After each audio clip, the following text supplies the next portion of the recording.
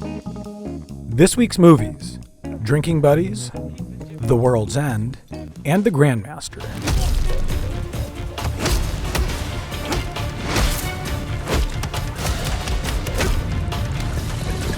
Written and directed by Wong Kar-wai, The Grandmaster chronicles the life of a Wing Chun martial artist.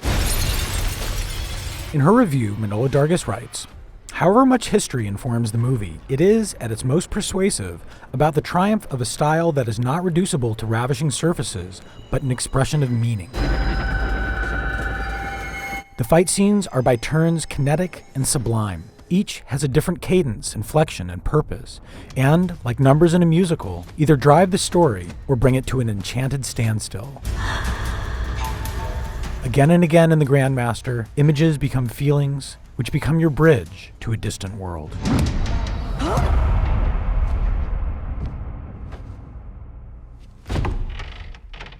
And we're back, just like the Five Musketeers. Three Musketeers, isn't it? Well, nobody knows how many there were, really, do they? You do know that the Three Musketeers is a fiction, right?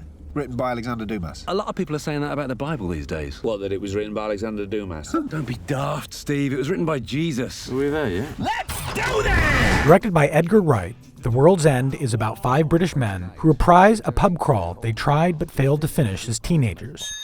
In his review, A.O. Scott writes, "For almost half its running time, the film effectively masquerades as a rueful, fast-moving comedy of middle-aged resignation and rebellion. Hanging out with the group as it reignites old bonds and grudges is a mellow pleasure, and if it were all that The World's End had to offer, it would still be a lovely and poignant meditation on the passage of time and the drinking of beer."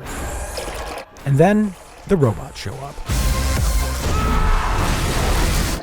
He's with Jim right now. You left him with Jim? Yeah. But if I introduce you, will you not be a dickhead and don't call me names and don't say anything stupid or mean? And Drinking Buddies is about a man and a woman, both in committed relationships, who may, or may not, be falling in love with each other.